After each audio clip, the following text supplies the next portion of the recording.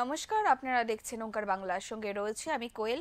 নজর রাখবো কিছু গুরুত্বপূর্ণ খবরের দিকে। অন্ধ্রপ্রদেশের শ্রীকাকুলামের ভেঙ্কটেশ্বর মন্দিরে পদপিষ্টের ঘটনায় মৃতের সংখ্যা বেড়ে হলো 12। শনিবার ভোরে ঘটা এই দুর্ঘটনার ফলে নিহতদের মধ্যে বেশিরভাগ নারী ও শিশু। পদপিষ্টের ফলে জখম হয়েছেন একাধিক। শ্রীকাকুলামের ভেঙ্কটেশ্বর মন্দিরে দুর্ঘটনার সময়কার মুহূর্তের ভিডিও ইতিমধ্যেই ভাইরাল হয়েছে, যেখানে দেখা যাচ্ছে ভিড়ের মধ্যে বহু মহিলা দৌড়াচ্ছেন।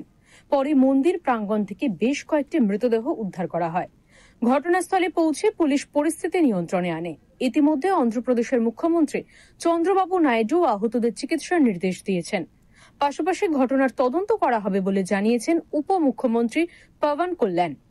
আহত ও নিহতদের পরিবারকে আর্থিক সহায়তার আশ্বাস দিয়েছেন প্রধানমন্ত্রী নরেন্দ্র মোদী। প্রধানমন্ত্রীর অফিসের তরফ থেকে বলা হয়েছে, নিহতদের পরিবারকে 2 লক্ষ টাকা এবং আহতদের 50,000 টাকা করে দেওয়া হবে। ব্যুরো রিপোর্ট, ওঙ্কার বাংলা।